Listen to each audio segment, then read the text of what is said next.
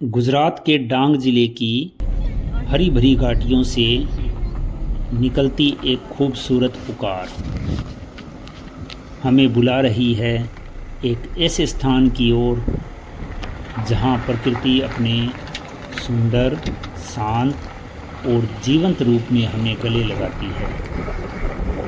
यह है पूर्णा वन्य जीव अभयारण्य। यह 160.84 वर्ग किलोमीटर में फैला हुआ एक समृद्ध जंगल है जो पश्चिमी घाट की उत्तरी और पश्चिमी सीमाओं पर स्थित है। इस क्षेत्र की बनावट अपने आप में एक प्राकृतिक अजूबा है। कहीं ऊंचे ढलान, कहीं समतल पठार और कहीं संकरी घाटियाँ।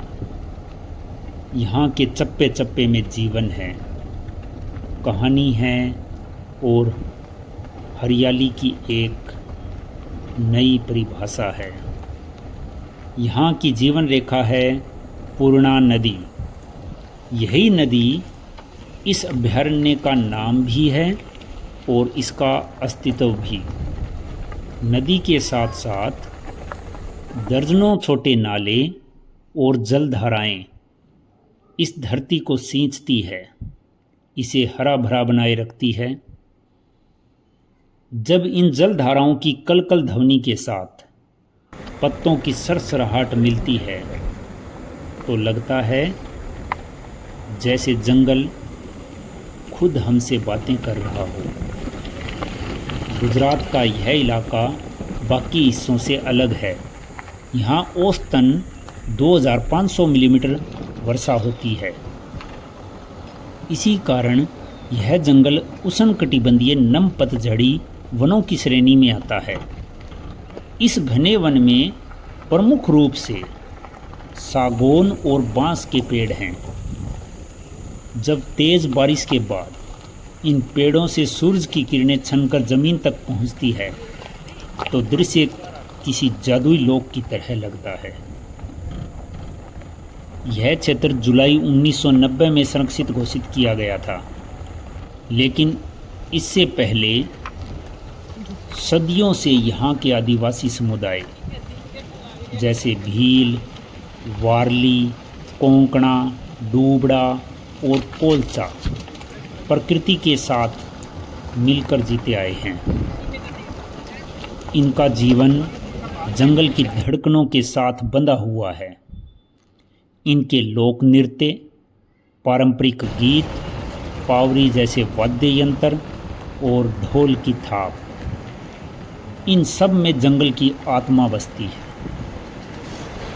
शाम ढले जब दूर किसी टोले से ढोल की हल्की थाप और गीतों की मधुर लहरें जंगल में गूंजती है तो ऐसा लगता है मानो पूरा जंगल झूम रहा हो, जैसे पेड़ भी ताल में सिर हिला रहे हैं। यह जंगल सिर्फ हरियाली और आदिवासी संस्कृति का ही नहीं बल्कि अद्भुत वन्य जीवन का भी घर है। यहाँ तेंदुआ चुपचाप झाड़ियों में अपनी निगाहें गड़ाए बैठा मिल सकता है। 4 सींग वाला मृग जो दुर्लभ होता जा रहा है यहाँ कभी कभी नजर आता है। भौंकने वाला हिरण, सांभर, चीतल, बंदर, लकड़बग्गा, जंगली बिल्ली, भारतीय शाही, रिसस मकाक और आम नेवला सभी यहाँ पाए जाते हैं। और अगर भाग्य अच्छा हो तो सुस्त भालू या भारतीय बाइसन की झलक भी मिल सकती है, जो इस जंगल का असली राजा माना जाता है। वनस्पति की दृष्टि से भी यह अभयारण्य बेहद समृद्ध है। यहाँ 700 से अधिक पौधों की प्रजातियाँ पाई गई है, जिनमें औषधीय महत्व रखने वाले वृक्ष और जड़ी बूटियाँ भी शामिल है। पक्षी प्रेमियों के लिए तो यह स्थान किसी जन्नत से कम नहीं है। यहाँ 200 से ज़्यादा पक्षियों की प्रजातियाँ दर्ज की गई है। भारतीय pitta, Malabar pied hornbill, grey jungle fowl, barbet, bee eater और फॉरेस्ट आउल जैसे पक्षियों की चहचहाट यहाँ की सुबह को संगीतमय बना देती है। यहाँ की सुबह बेहद खास होती है, एकदम शांत, कोहरे से ढकी हुई और पक्षियों की आवाज़ों से भरी हुई। ये सुबहें ध्यान, योग या बस खुद से जुड़ने के लिए बिल्कुल परफेक्ट।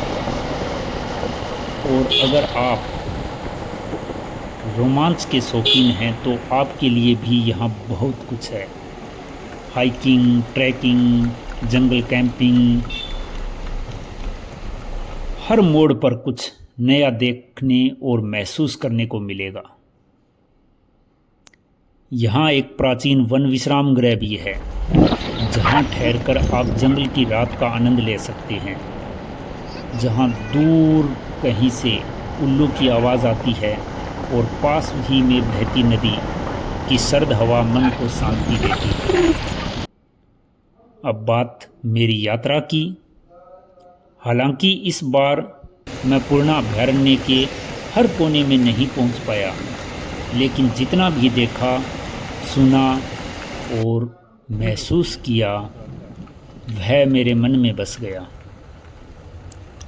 कुछ जगहें ऐसी होती है जो आपको सिर्फ दिखती नहीं, आपके भीतर उतर जाती है। पूर्णा अभयारण्य उन्हीं जगहों में से एक है। अगर कभी मौका मिले तो आप भी यहाँ ज़रूर आइए। इस जंगल की शांति, इसकी आत्मा और इसकी सांस्कृतिक धड़कन को महसूस कीजिए। यह कोई सामान्य पर्यटन स्थल नहीं, यह एक अनुभव है, एक रिश्ता है प्रकृति से, संस्कृति से और खुद से। प्राकृतिक स्थानों की यात्रा एक अनुभव है जिसे सिर्फ देखा नहीं, महसूस किया जाता है।